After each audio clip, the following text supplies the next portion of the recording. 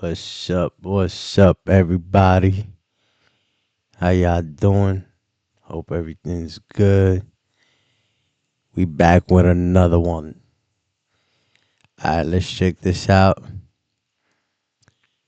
Killer casually leads police to dismembered body.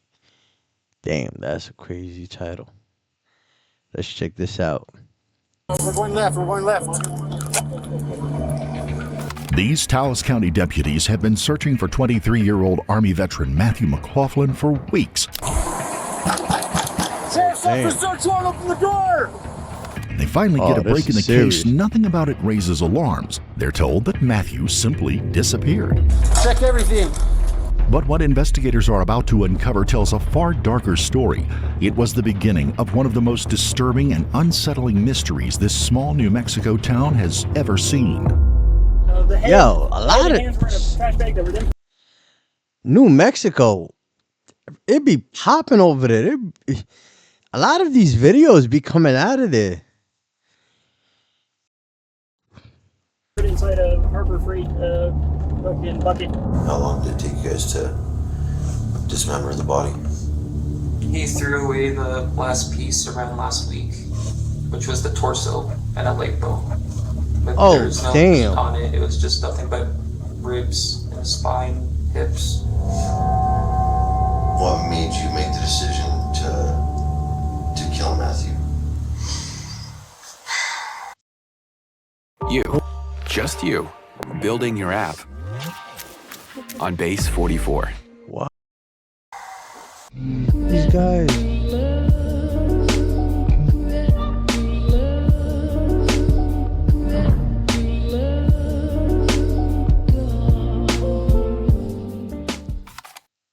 The intro is on fire. July 31st, 2025, police received a concerned phone call. According to one of Matthew's co-workers, he hadn't been at work for 5 days. Investigators then learned that he was seen walking along State Highway 64 on July the 25th by a member of the public and hasn't been seen since. Police speak to Matthew's two roommates, themselves Army veterans, who claim no knowledge of his whereabouts. Oddly, they hadn't thought of reporting him missing. However, the police, alongside Matthew's mother, Rebecca, began a widespread search for the missing veteran, including an online GoFundMe campaign. But as weeks turned into months, investigators began to fear the worst. In search of the truth, police re-interviewed Matthew's two roommates, 23-year-old Raynor Joyner and 22-year-old David DeGroat. They described Matthew as an untrustworthy drug addict who often brought strangers back to their house. A new theory develops, suggesting Matthew's lifestyle may have played a role in his disappearance. However, the more they talk, the more rehearsed their stories seem. After more than 2 months of multiple interviews and a search for Matthew, investigators start to suspect he didn't just disappear, and the two men he lived with know why. On August 17th, 2025, officers came prepared for a potential standoff and expected resistance. Both roommates are military trained, making this a high-stakes situation. Officers have brought in an armored vehicle and have no intention to back down.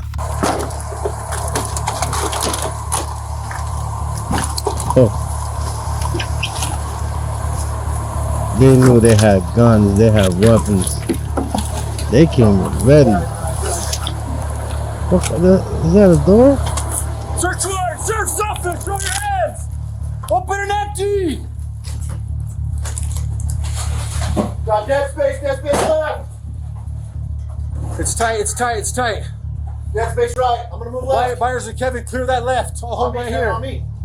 Moving.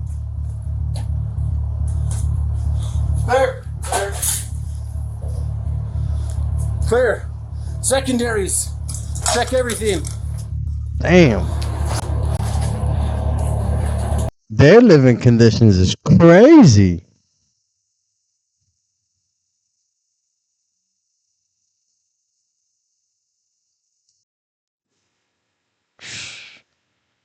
That's nuts. I don't understand. They veterans.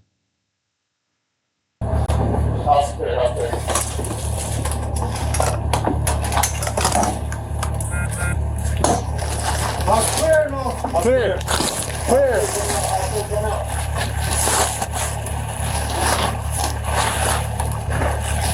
Watch your fingers. Just let it down so this doesn't hit us in the face when we go out. Oh, they had everything bolt. Officers find neither of the roommates is at home to shed light on the mystery of Matthew's disappearance, and they may have to clear the property. However, it is at this moment that they notice something. I don't check that. Check that utility van. Got a vehicle approaching.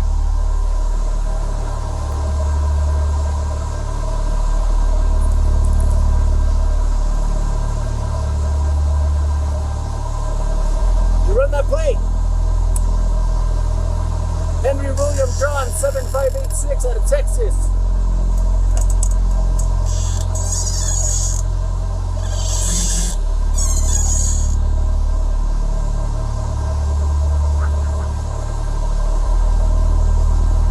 The vehicle that just arrived carried 2 men, and they're armed. Officers are fully aware that one wrong move could turn this situation into a massacre. Did he fall? He's got a gun on him. He's got a gun.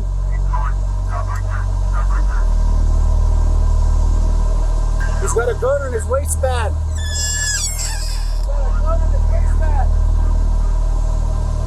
But against all expectations, both men step out within seconds, hands raised in surrender. The officers have no idea They know that this better. is just the beginning of all of the unexpected events that lie in wait. The They officers came in carefully ready. take both men into custody. Upon closer look, they confirm them to be Matthew's roommates, Joyner and David, the very people they had been trying to track down. After the search, officers hope a conversation with the roommates might finally lead to them finding Matthew. But the moment the officers get a hold of the men, they shatter any hope of finding Matthew alive. They tell him he is not only dead, but disposed of. Shortly after, one of them, Joyner, even agrees to guide the officers to Matthew. Oh my You god. said it's about 7 miles down? Yeah, the first one's like 5 miles. First mile's like 5 miles? Yeah. How comfortable do you feel? Nah, you know what? You're good. You're good.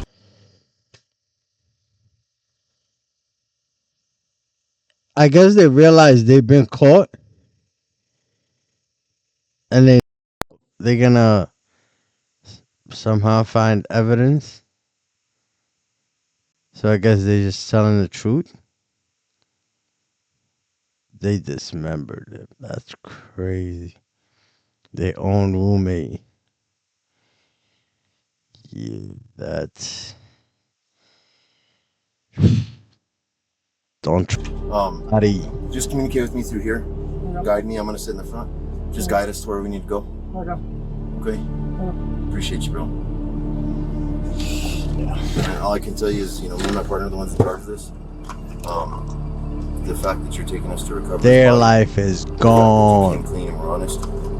They deserve I'm it. gonna ensure What that's is- reflected with the district attorney. Understood. Understood. The officer will soon realize that the man they are now trying to recover is not in one piece. I know it's past the majority. Oh my I know God. it's past these houses and shit because, again, I ain't fucking stupid. I know that fucking people might I feel bad for get the curious about why mom. there was a random fucking van. Was off the road. Yeah. Did his blood spill in that van at all? No, I bagged and tagged him tight. Fucking, like I said, work van. I don't want fucking shit in Yo, he's Yeah, talking like whatever was it a he's. trash bag? Oh my Yeah, god, trash how bag. can you talk? The head and hands were in a trash bag that were then put inside a Harbor Freight fucking bucket. And the head This and is not hands are with normal. Are they with the head or no? Yes. Yes, all that's together. All the important like identifiers are together. Oh my god. Just hang out, brother. Okay, what color is that bucket? Red bucket. I can actually see it from here. Okay. Down in green. Okay. Oh my Blow god. his window up a little bit, sir, just so that we. Yeah. Just hang out for a second, bro. We'll be right back with you, okay? Okay. I want to know why.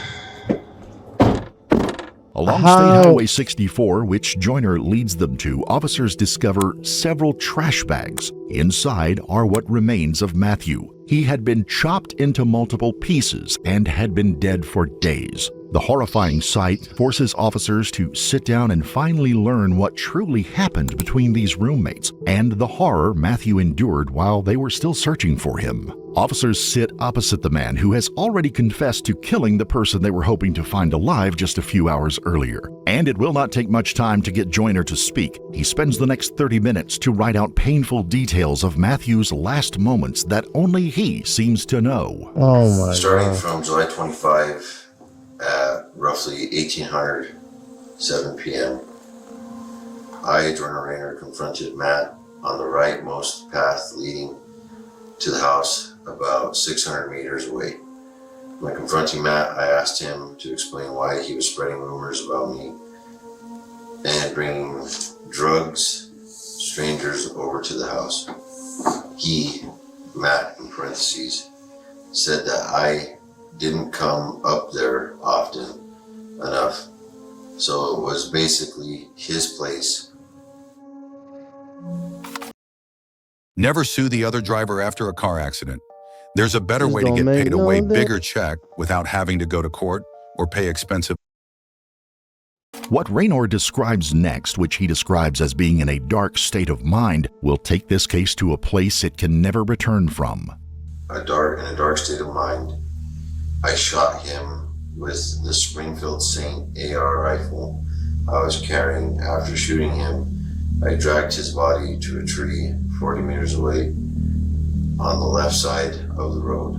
July 26/27, I went to work. After work, I went to Harbor Freight and bought buckets. Not having what I felt I needed, I went to Tractor Supply. There I got trash bags and a splitter axe from there.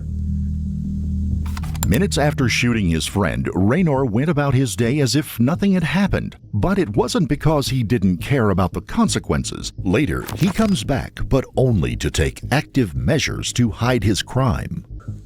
I went to the land, going back to the tree to cut off his head and hands. After doing so, I bagged them, then placed them inside one of the buckets.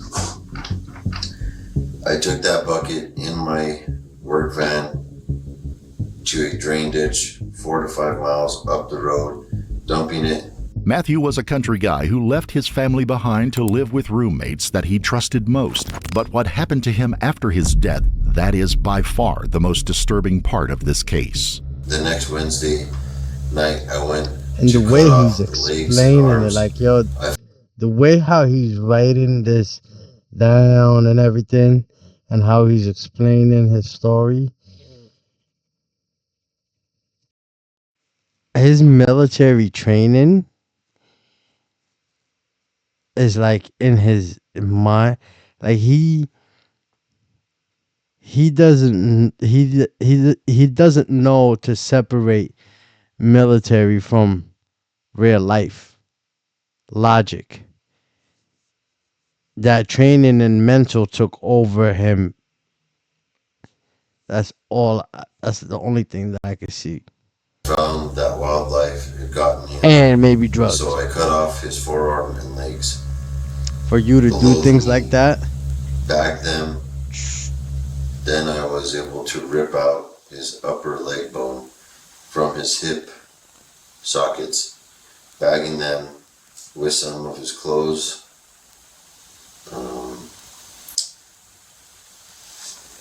Which part was that? I believe He's it's not dumb. finally, but it's spelled fennel. He might be mental, but he's I not bagged dumb. his torso, throwing it all in a drain ditch 7 to 6 miles up. Thank you. Cops take another pause Whoa, while Raynor like- finishes the timeline. The detectives can't even fathom. Like, look how he leaned back, holding his head.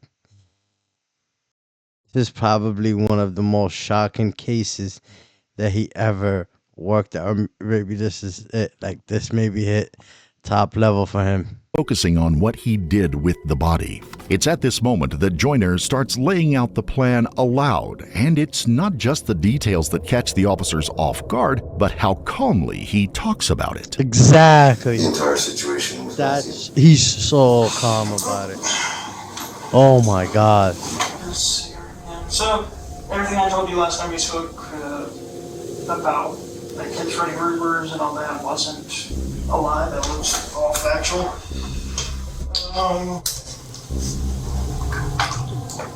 Really the only thing that changed from what I told you last time and me confessing was basically just the fact that when I confronted him, I didn't let him walk away, I shot him. So everything was pretty much the same. Like I said, he was spreading rumors, he was bringing drugs, he was bringing strangers, fucking shit like that. I confronted him, I got fucking, I don't know, I got pissed off and decided, fuck it, you're not gonna give me the chance to fuck up again. And so I shot him. When Raynor shot Matthew, there was another person present at the crime scene who witnessed the horrific crime and did nothing to stop it. So when Matthew was over in Colorado, dealing with the VA, getting all that stuff done for himself, went to go grocery store, pick up groceries. He got dropped off at what's it called? He got dropped off at Cassandra and Jason's house. I went to go walk with him as we walked up the road at the cart carrying the groceries of everything. As we got to an intersection, a shot rang out. Matt got shot in his right lung from Joyner's rifle, specifically his AR-15. Matt, not knowing what's happening, he did say, "I got shot," and he starts to freak out. Then Joyner comes from around the corner with my Beretta. He sticks it to his face and shoots him in the jaw, which makes his eyes swell up. And he starts to choke at his blood as he hits the floor. And then he hovers over him with an execution shot and gets him right on the temple.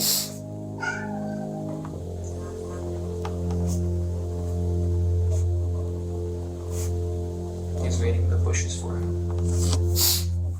Matthew didn't know that what felt like a normal grocery run was anything but. One of his brothers was lying in wait while the other was walking him straight into the trap. What Raynor did next, even in his own words, sounds like something out of a horror movie.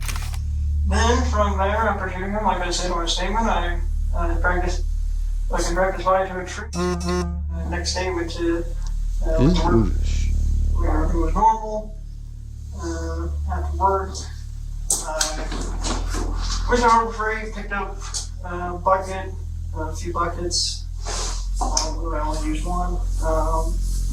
And when they didn't know what I was looking for, I went to Harbor Freight, ended up deciding the best tool to use would be the splitter axe, and also bought some bags, 33-gallon trash bags.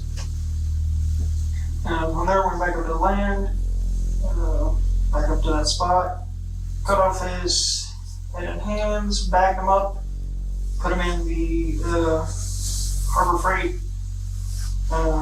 bucket, drove back down the mountain, about 4 or 5 miles, trying to deep drainage ditch through the bucket down there. Whatever they could do, they did. Raynor was quick to walk investigators through his plan for the body, but there is a cold detail missing in the first half of his story. However, David brings it out in his interview.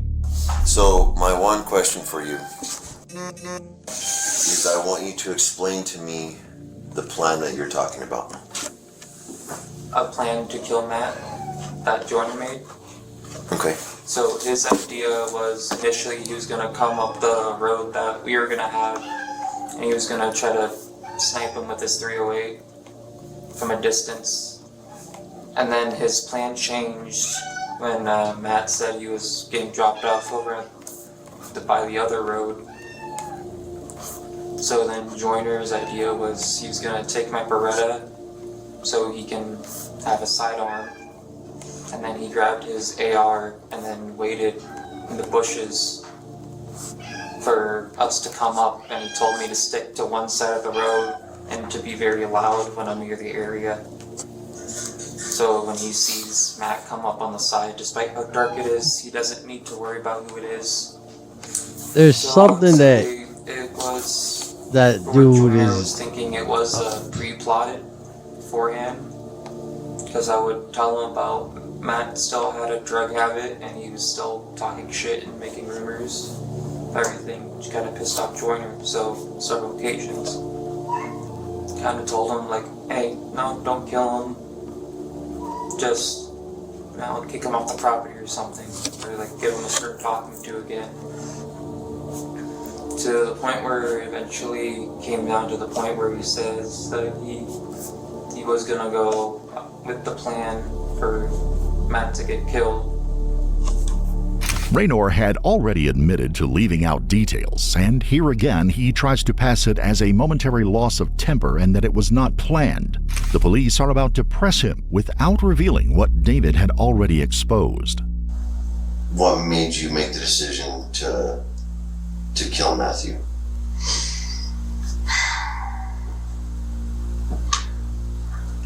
Honestly, it wasn't a hard decision to reach for me. I'd already given him, you know, what I consider plenty of warnings before to deal with it, to, you know. Who are you? Oh my I god. take that shit very seriously. You know, it's like, I'm gonna need a chance, I'm gonna give you a chance, I'm not gonna give you another fucking chance. In this line of questioning, the cops start to realize something. Raynor knows the law, and he knows that claiming a spur-of-the-moment event could mean a lighter sentence. But when the suspect is as forthcoming as Raynor Joyner, it's hard to keep the mask on, and what he says next is likely to hurt Raynor the most. No, he kept fucking up. He just kept fucking up, and I was just fucking tired of it. I don't fucking put up with that shit.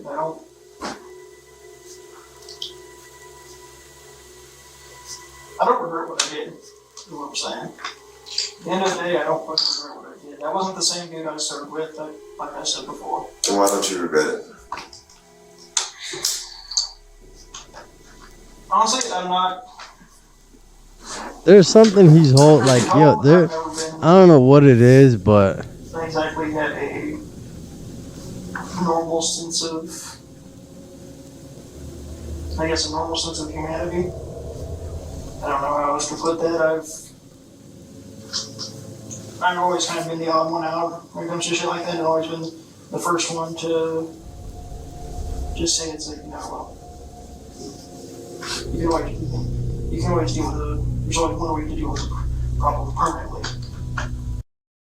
Build a website you love with Wix. For your words, Raynor admits that he well, where the hell are they having this interview? Because it does not seem like a precinct or like an investigation room where they have them handcuffed. It's a lot of things is going on in that room. Motorcycles. doesn't regret what he did, but he still won't admit that he planned it. But David goes into detail about what pushed things over the edge and for how long. Raynor felt like it was more like getting rid of a rat or throwing out the trash. So let's dive into the disrespect. What was so disrespectful that Raynor was angry with? So Matt would constantly be talking a lot of shit of saying like, oh, he doesn't know how it is out here. We've been out here for 4 months. Hasn't been out here in 7 years. He doesn't show up in here anymore. This isn't his fucking house. You don't have to listen to him. And then he would start talking about how at least to other people, just making shit up of like, oh, he did this, and this in the army, of saying shit like he was hitting women and shit. Just referring to who? Joyner. Matthew referring to Joyner. but I at least know he didn't do them, but he kept trying to push an agenda to other people beforehand, which is why he pissed off Joyner. Describe to me why. Try and explain to me why Joyner is for lack of a better term, feels so territorial over you. Because he used me as his brother, like I said beforehand, because we both known each other for a long time in the military. You guys are 22 years old. Maybe y'all known each other for like 3-4 years. Her dad's died, so we bonded over that. He has no other siblings left. So he claims me as like his younger brother. But he's usually very territorial about the people he knows. Everything in Joyner David's account does points to a definitely look trap laid by controlling. Raynor for the man he saw as the rat of the house. But instead of backing down, Raynor keeps talking almost with pride. And since he won't admit to planning it outright, Yeah, the he cops feels switch like he's the tactics, shit. trying to get him to say it without realizing he's doing it. Dude, I'll be honest, man, like going through this, when I shared with you, dude, we had PC, or like probable cause, right? Yeah. For search warrant for your place, based on just mass disappearance, the argument that you guys had. But like, I'm not gonna lie, we're pretty like impressed. Like, without you telling us, I don't know how long it would have taken us to figure out Matt's death, man. Like, this was well thought out and well organized and planned. I just where did you come up with it? Like, how did you figure out how to do all this? Like I said, not quite normal in the head. Fucking, like, not even trying to be funny. Fucking, I've always thought of the whole, you know, the old joke about always have a plan to fill everyone in the room. That's who I am. I've always thought about, okay, here's how I would do it, here's what I would do. Fucking, doesn't matter if I like you, as, you know, I haven't thought about it with David. I haven't told him I thought about it with him. No, I cracked jokes with him one time, fucking, about it. I was like, yeah, the only problem with telling you is all your fucking T's will come looking for me then and just be turning the Alamo.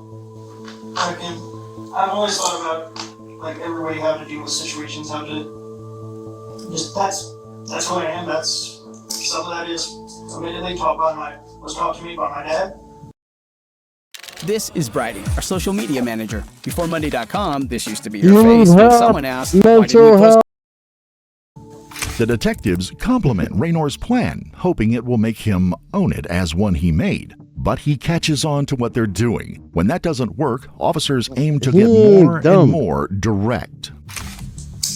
Did you plan to kill Matthew? No, I actually never planned to kill him. I never planned to actually kill him in the sense of, like, it wasn't premeditated. When I went up there, I was giving him See, he knows what he's talking about. Fix things. And just, I don't know, the way he acted, the way his tone of voice was, fucking, I just clicked. He's trying to be slick. Being rude or? He's trying to do 10 to 15, maybe. That was a lie about him acting like that was something like his property, something like his place. It's like, no, motherfucker, I brought you out the fucking, you know, out the generosity of my fucking heart. I drove out of my way to go to fucking Winchester, Virginia, to come get your ass, bring you all the way down here so you would have a new start. When Raynor starts using words like premeditated, detectives wonder if the same careful planning he used to dispose of the body also went into figuring out how to get away with his friend's murder with the least possible charges. And that's when things start getting serious for Raynor's one-man show. So, Brother Mike, this is where we're gonna have we have to figure something out. I have information that you had this situation planned out for weeks, and it's from an extremely reliable source. It describes that you guys were going through stuff for, you and Matt were going through problems for weeks, and that David had even talked you out of murdering him on several different occasions. What's that about? Like I said, it was never really me meditating. That was more just me running my mouth. I did the same shit to every guy. So describe to me the running your mouth, because basically with what you just did there, bro, is you acknowledged what I was saying, but you're trying to tell me that it wasn't premeditated. So I understand that to an extent, but you're like, it's like a double negative, right? Mm-hmm. So describe to me what you mean by that. No, I mean, I was known for, you can ask any of my fucking dudes I served with, I was known for constantly being the guy that's like, that would say, you know, it's like, I should just fucking murder him, I should just fucking kill him, you know? If I was pissed off at someone, like, it was, you know, it was timber. So those types of conversations, did they happen between you and David about Matthew? Yes. Although Raynor claims everybody knows murder comes easy to him when someone is not on his favorites list, Matthew seems unlikely to have been one of them. He never left the house, possibly because he never realized that everyday tensions were turning into conversations behind his back, the kind that become a roommate's worst nightmare. David fed Raynor information about Matthew under the guise of casual gossip, even as he realized Raynor's plans were getting darker and darker by the day. The cops are about to learn exactly what role David played in all of this. He told me preemptively, he said, you're gonna help me with this. You're gonna help me with this. You're not gonna tell anyone, or I will kill you.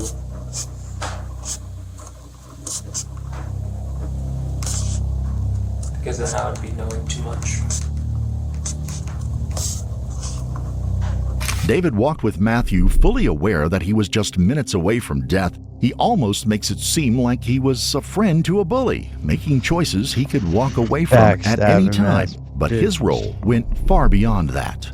Explain what made you decide to participate in the murder Lock him of up your friend. to give him Fear for my time. Because he also dropped me off at my house for Christmas before, so he knows where my family lives. And I know he would be the type of man to do it as well. Describe that. I know he's the kind of man, he's angry enough, he'll just shoot someone just for talking shit. So if I became a loose end somehow and he found out that I was talking about it, I'm pretty sure I would get an end cap in it as well. Have the same fate as Matt. You scared? And now you going to jail. What makes you so fearful of Joyner? It's because I know he's capable of doing it. Just because he says it, it also means he can do it. Because he says beforehand that he has killed someone around the property before with his dad. What role did you play in That's crazy. the body? He had me.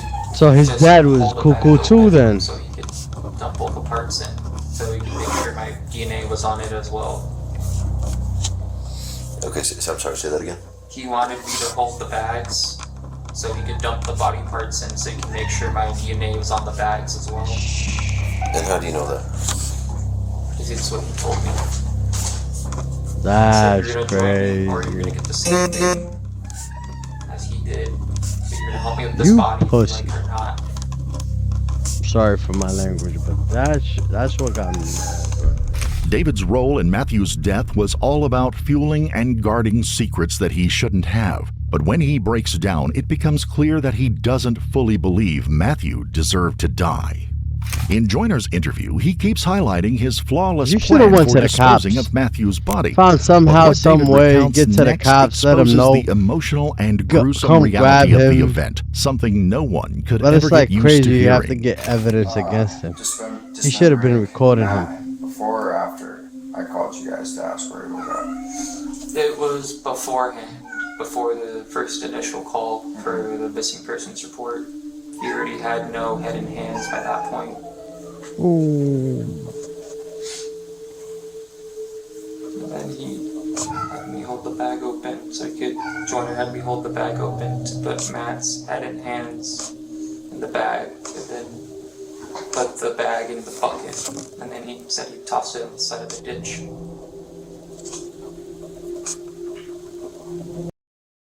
With Popeye's new $5 fave menu, you can get this, or this, or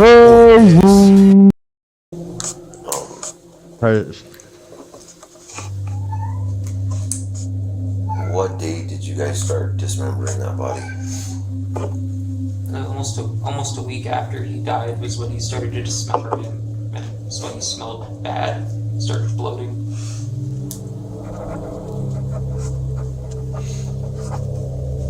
Okay, how long did it take you guys to dismember the body? He threw away the last piece around last week, which was the torso and a leg bone. But there was no meat on it, it was just nothing but ribs, spine, hips. You and Joyner both have warrants out for your arrest for desertion. Jack told us that was gonna happen. They're confirmed. You have warrants for desertion. Shortly after these interviews, Joyner was arrested and charged with first-degree murder, aggravated assault with a deadly weapon, aggravated battery, assault with intent to commit a violent felony, conspiracy to commit murder, and tampering with evidence. DeGroat faces charges of first-degree murder, conspiracy to commit murder, and tampering with evidence. Later that day, a crucifix believed to be McLaughlin's was discovered inside a washing machine drum, which authorities believe Joyner and David had used as a fire pit to burn Matthew's belongings. In the military, no man left behind is a sacred oath that Matthew McLaughlin lived by until his retirement. But the men he shared his roof with deserted their uniform. After their return, Matthew was the only one who maintained a stable job. It seems the disturbing secrets in that house weren't just about drugs or strangers. They were about the resentment of two men watching him succeed and deciding to end it for good. In New Mexico, the premeditated nature of his crimes carries a mandatory life sentence, ensuring that Joyner and David face at least 30 years behind bars before they are even considered for parole. Live alone, live with family. We would like to offer. Rest in peace, man. Young dude was doing his thing, taken out by his own roommates. Sad. That's what tells me he's real. Stay safe, everyone. It's another one. Peace out. Later.